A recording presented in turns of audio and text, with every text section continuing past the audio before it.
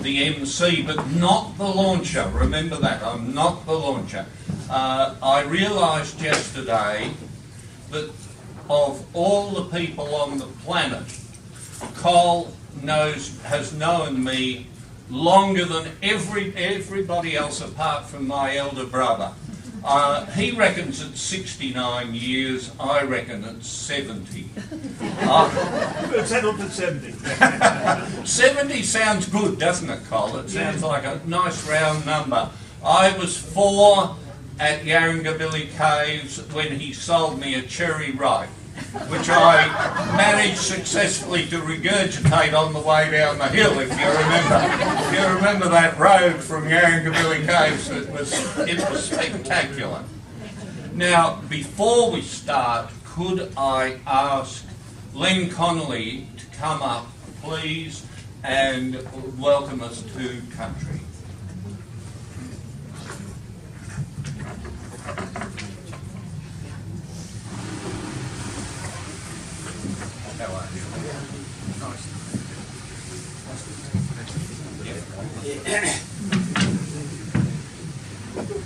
Good evening, everybody.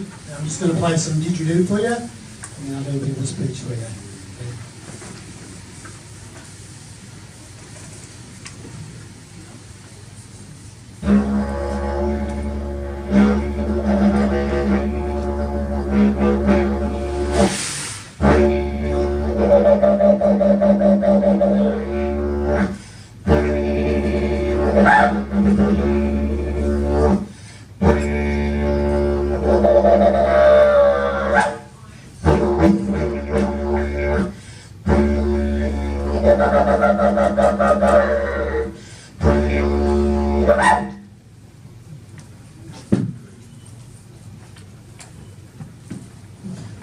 Okay, thank you. I need my glasses.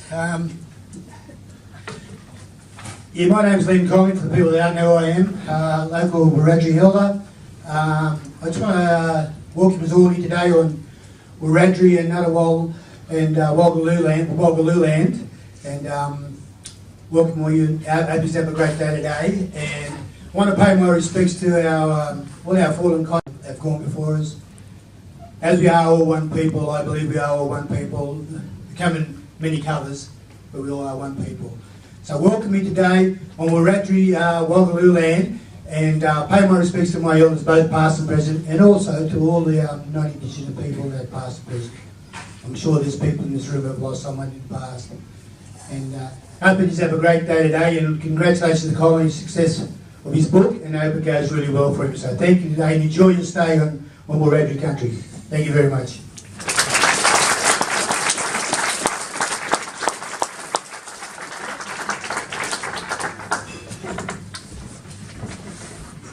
You may not know this, but most people here would know Stan Grant, as in the person on television.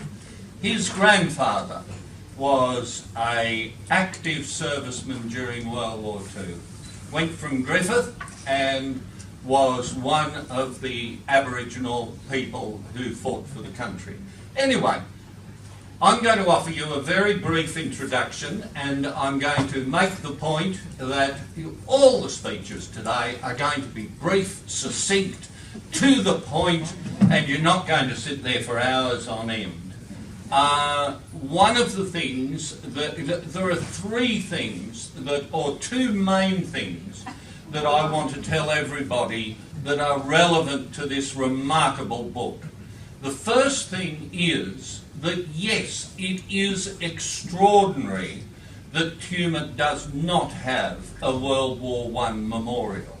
Quite amazing. I have now, for my sins, travelled to every town in Australia. In fact, I'm fast approaching travelling to every town twice.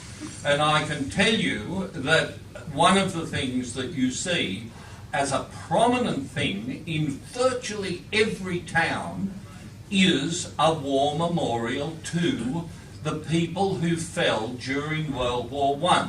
Now, I'm going to give you a very simple example. I really could spend hours and rattle them off, but I'll restrain myself and stick to 2 that are in the Wimmera Mallee area of Victoria because they're particularly interesting.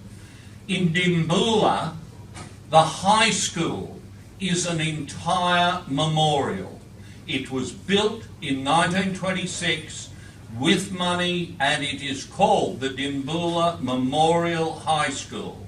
You walk in and there are honour boards on either side of the main entrance, and they have even, as was very common, got bits and pieces of armaments around the schoolyards. Amazing that they're still there, but they are. So there's one example. The other one, and I'm not sure I'm pronouncing it correctly, but Japarut, which is quite near, is not unique but very close to it. That was where Robert Menzies was born, and they have, as a war memorial, a very rare statue of a weeping mother. Now, that's the kind of thing that if you start going around town to town and saying, I must keep an eye on these World War I memorials, you'll find so many of them there, and you'll be amazed that there's not one in Tumut. In a way, we are making up for it because I think Colin's book, which is truly extraordinary, is perhaps the best way to realign ourselves and readjust. The second thing I would say is, if you look at the genuinely great works about the nature of war, you will find that Cole, whether intentionally or unintentionally, has followed the path of every one of those great books. Now, what do I consider to be the great books? Obviously, Tolstoy's War and Peace. There is a magnificent book, a novel about the American Civil War called The Red Badge of Courage by Stephen Crane.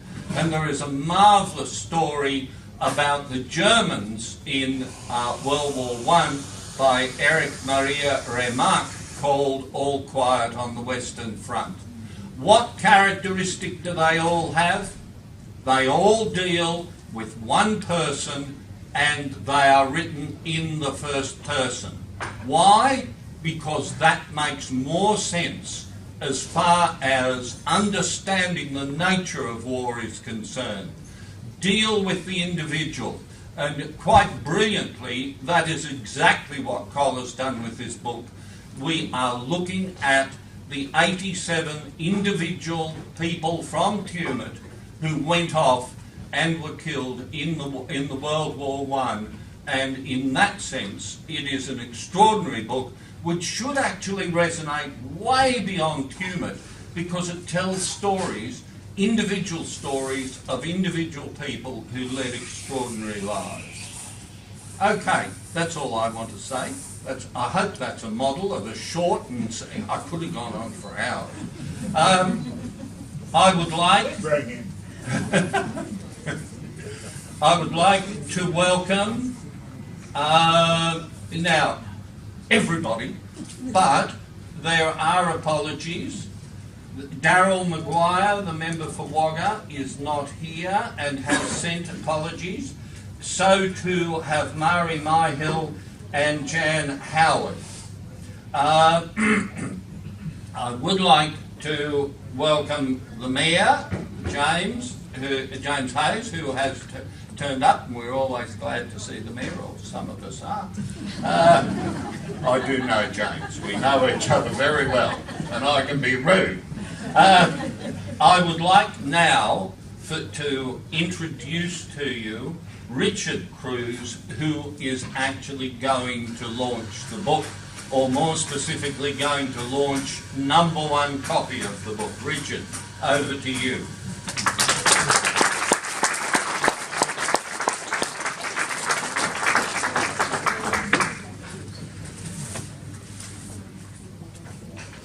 Some of the times I better get my glasses as well. There we go. Look.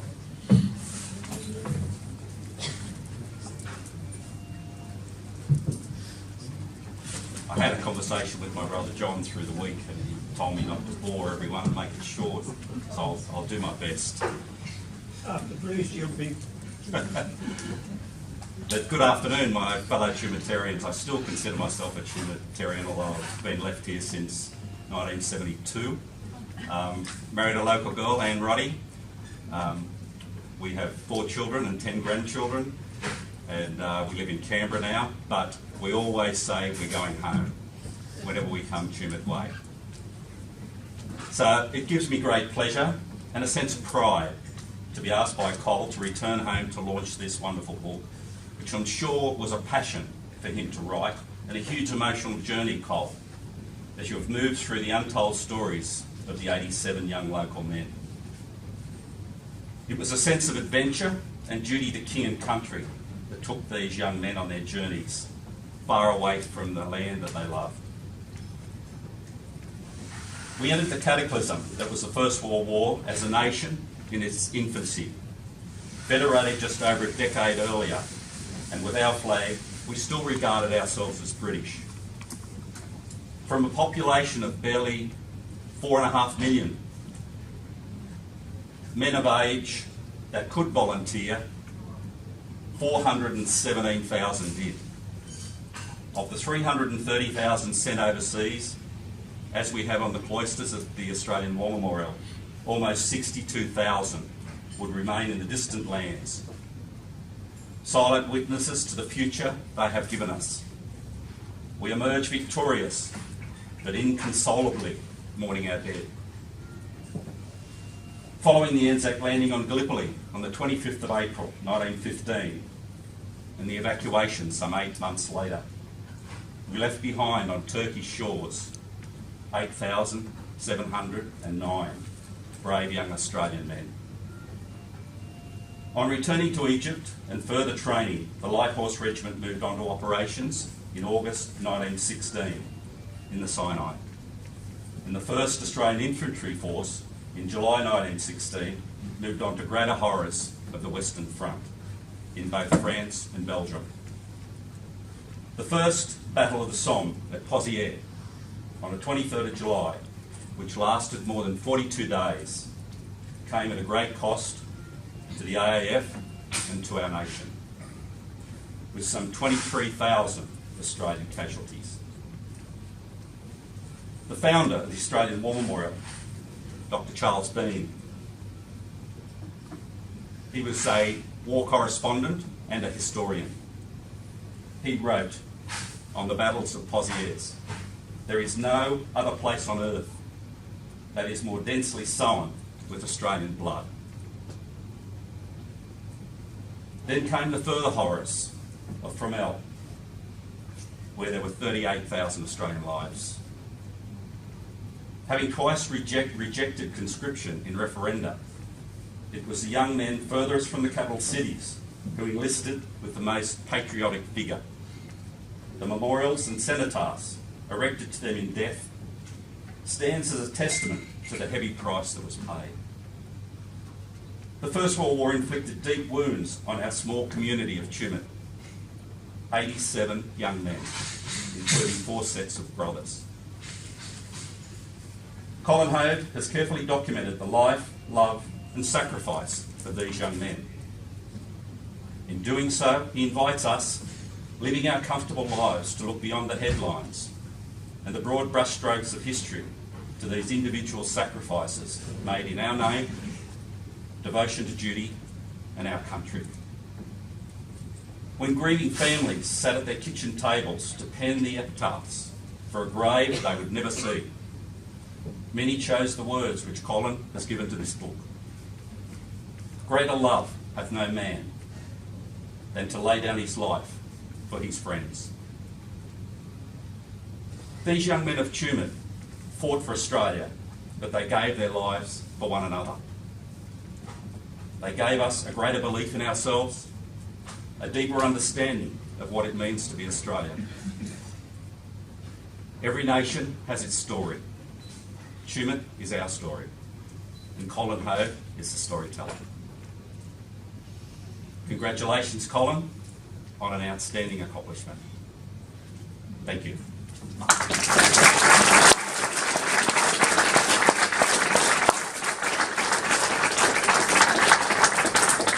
Sorry, Bruce, while I've got the microphone, there's just another couple of things I wanted to let everyone know.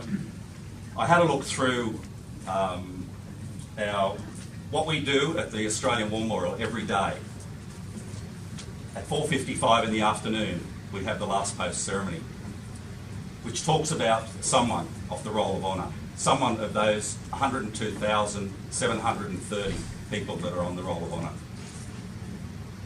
I had a quick look back through the names, Col. I found 4 that we've already commemorated. So if anyone would like to have a look at the format that we use for that ceremony every afternoon, sadly we have about 270 years to go before we get through everybody. But I've got some stories here of the format, including the Kalia brothers, there's no happy stories, believe me. They're all very sad, and it's something that we deal with every day, is the emotion of family, friends, and at those ceremonies we normally have a lot of family attend. I know when we did, and I'm talking about the Second World War here, but I know when we did my wife's uncle back in November 2014, we had 84 of the Roddy family turn up for Frank Roddy. And fortunately, our Auntie Margaret is still alive. She's well in her 80s, but she's still alive. We all had dinner at a club afterwards, and she got up and spoke, and there wasn't dry on the place. It was just beautiful. So feel free to have a chat to me later if you intend to commemorate your family member. It's a quick process that we do, and yeah, I can only encourage it. But thanks very much, everybody.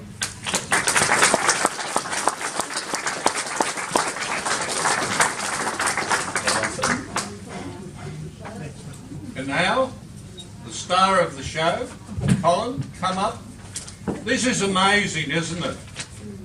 How old are you? 93? No, only one. Oh, only 91. God!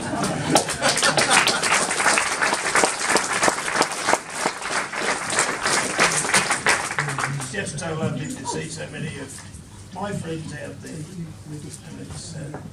it's very warming for me to know that I have so many people interested in what we have written.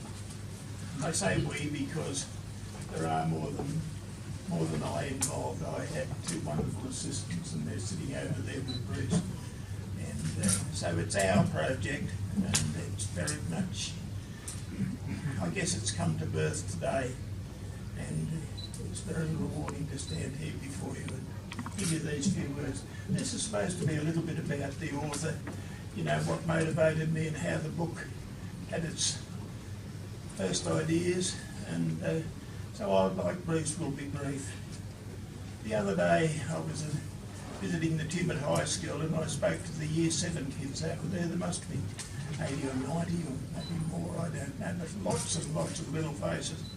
Very engaging kids. They asked them lovely questions. Are you from Coriander? Did you know anybody from Edginbilly? You know, it was a great day, and I really enjoyed it, but it reminded me that it was 78 years ago that my first English teacher at high school told her class one afternoon that most books, like the stories that they tell, have 3 major elements: a beginning, a middle, and an end. And the end is more about the birth of the book today, but the beginning is more about me. Not so much about who I am, but what I am. I'm the result of my parents' DNA. And my mother and father met during the war years, or just after the war, and married quickly in 1919, just 10 months after the guns of war had fallen silent. Now Hoad was from Yarrangobilly Caves, and Alice Hewitt lived in downtown Sydney. She lived on the corner of Macquarie and Bridge Streets, so you can't get much more downtown.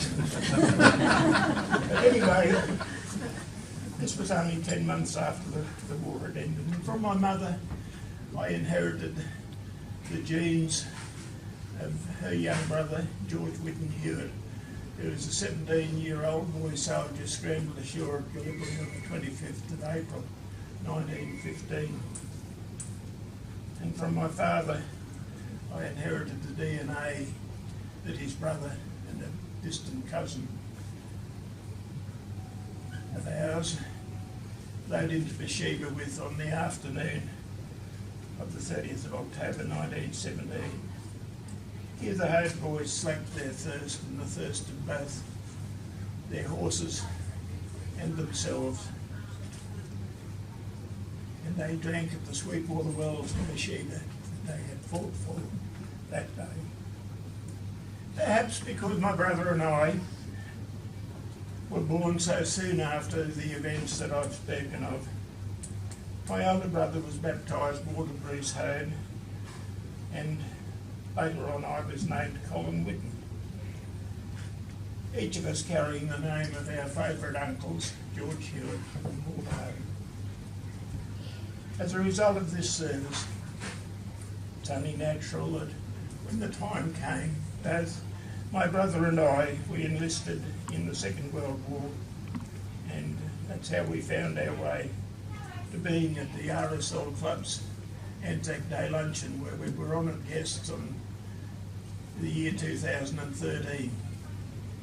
We attended the march and the dinner, and after that, as we left the club, we paused at the Eternal Flame cenotaph down at the bottom of the steps. And my brother asked me, "You know, we have a relation there.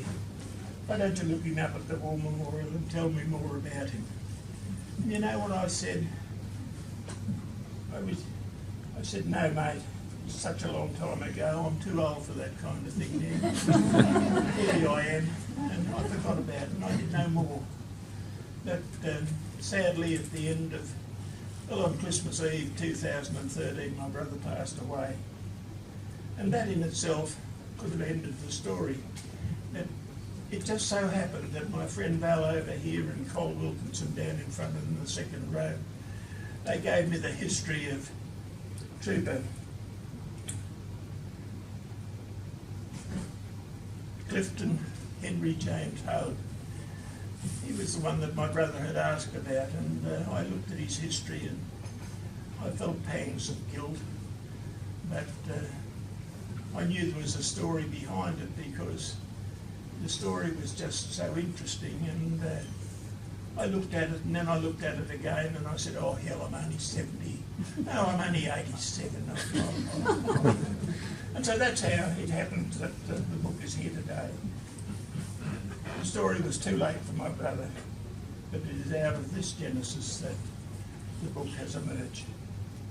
The middle section of the book, and that's about 97% of it, is the soldiers' stories. All that ended in their death, a sacrificial brotherhood of men who gave up their lives without question for their king, their country and empire over 100 years ago. And in the dedication of this book I ended the dedication by saying, these stories are bequeathed to those they loved and to the community from whence they came. The end portion of the book is only 3 pages long. Maybe it would be more honest to say only 2 pages. And here on page 509, the only words that are written are these: they shall grow not old, as we that are left grow old. Age shall not weary them, nor the years condemn. At the going down of the sun and in the morning, we will remember them, lest we forget. The last page, apart from the captions for the images shown on the book cover of the book, carries my challenge for this and for future generations. Are we a community so idolatrous that we bow down and venerate a military award, an award that is mired in such past controversy, yet at the same time fail to see any meaning to these 2,000-year-old words? Is there no longer any meaning to these words? Greater love hath no man than this, that a man lay down his life for his friend. Enough about me and why the book has had its birth here today. At this time, however, I must make mention of my 2 assistants, my close friends, Stathis and Wilkinson, over here on my right, doing what they've always done, keeping quiet and not misbehaving. We leave that until after the work is finished. Well, Mo and I do. I don't misbehave with Colin because I'm not going. He's more athletic than me. He rides a bike and I just amble around the countryside. But no, the hundreds of hours that Mo and Val have devoted to diligent research will never be quantified by a monetary return. Working within the areas of their special expertise, this is their gift to those who read the stories that they have helped to create. These girls have covered all of their own overheads that have been incurred within the areas of their special skills. Their profound faith in the success of this book is considerable and is very much appreciated by me and my family. And so if Mo and Val might just come forward up here with me just for a moment while a presentation is made by my granddaughter to each of the ladies.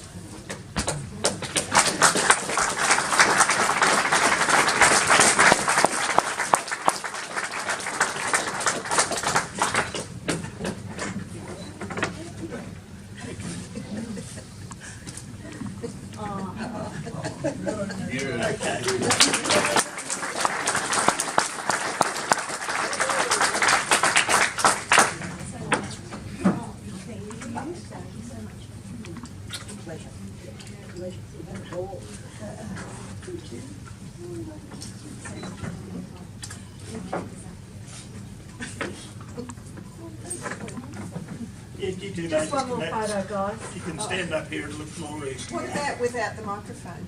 Yeah. Sure. Sure. Yeah, Red, we'll get this side of that microphone. Sure, Dave.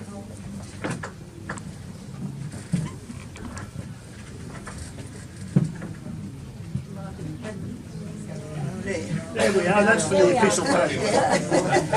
Now I've got to negotiate these steps again. Thank you. Thanks, girls.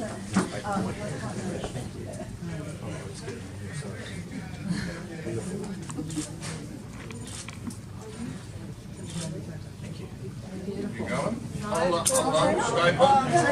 Try to move closer. Teddy time. For your enormous contribution. In concluding, I recognise that the Commonwealth War Graves Commission, the Australian War Memorial and the New South Wales State Library have provided free access to photographs in the public domain and allowed special permission in other cases to publish in my book. Other institutions, however, have not been so generous. The National Library of Australia has charged me $40 each on a collection of rare Tumut photographs that are used within the book. And higher, worse still, the Imperial War Museum of London have levied a fee of almost $150 on the photograph of Lieutenant Colonel Alan Humphrey Scott, DSO. At the lower end of the scale, Mo has given a donation on every photograph that we have used and has been supplied by the Steve Rogers War Graves Photographic Project.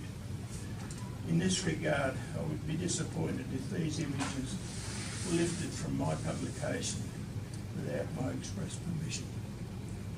I was griping about this fact the other day. One of my many great friends, he has followed this project with a great deal of interest for a number of days, well, a number of years. And I was griping to him the other day, and he left me a cheque which will cover these costs. And so today, Mo, your credit card is back in order. And let's hope we try and keep it that way from now on. I haven't had a settling with the other one yet. We'll get there. She's still counting the can for me. And so that's good. That was all done before a book was sold. And so, my friends, that brings me to the end of what I have to say today. But I do welcome all my wonderful friends. Some of them I didn't recognise, and I can see my niece and her husband, so many others, and another niece, yeah, and her girls. Yeah, it's great to have you kids. And I've welcomed already my kissing cousins from Canberra. That was quite tumultuous. They're waving down in the front, still throwing kisses. No, it's good friends, and so with those few words, I will hand over back to my trusty chairman down here, who will have a couple of other things to be done. Yes, don't move.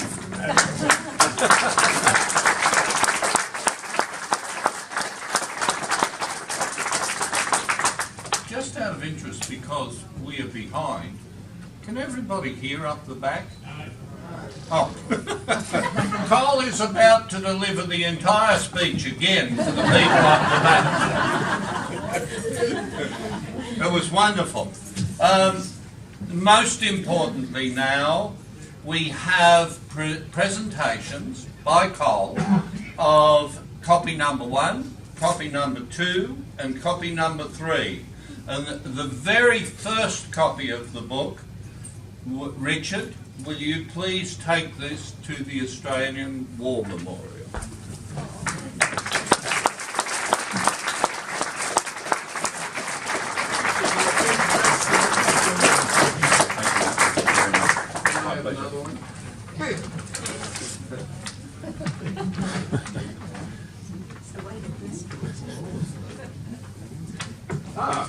Righto. Well, this is number 3.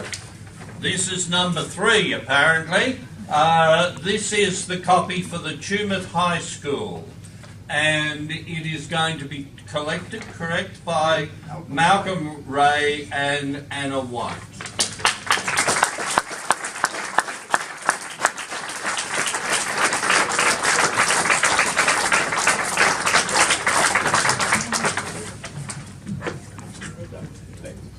Anna is not here. Anna's not here. And Nobody can do it until Thursday. And, oh, so we're not going to give them one. No, no. Terrific. Okay. And all we need now is, Cole, you've said it anyway, haven't you? You've thanked all the relevant people. How about that? We got through the whole thing. Round of applause for...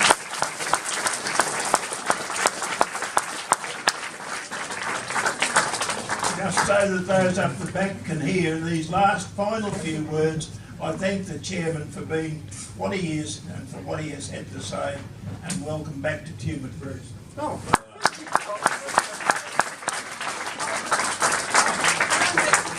Now, let me just say, I wrote the bit on the back, so I actually got a view of this long before it was published. All I can say is everybody should buy this book. In fact, they should buy multiple copies. Think in terms of Christmas presents. Think in terms of birthday presents. Think in terms of distant relatives who once lived in Tumut. So what we're going to do is we're going to set Cole up on a table with a pen. He's going to write lovely things inside for everyone who buys a copy. And have we got a mechanism for collecting the money? Yes, yes, we have two mechanisms. I love it, I love it. The girls, these sweet young things over here, are going to look after the money, and Cole is going to do the signing, and otherwise just mooch around and talk to each other. And I'd like a photo looking down. oh, come on, Debbie. Just No, come on, right up, don't be embarrassed. And come on, Trina, and Chris, do you want to get a photograph of everybody looking? Hey, it's impressive, isn't it? Okay, now a silly one, please, for me. Come on! No, that's not good enough. Come on! Thank you. Thank you. Thank you, everybody, for coming. It has been a very special day, and it's a wonderful crowd, and we're overflowing. What more can we ask for? Thank you very much. And now you can talk to the author for the rest of the afternoon, but most importantly, buy a book and get him to sign it. Thank you very much.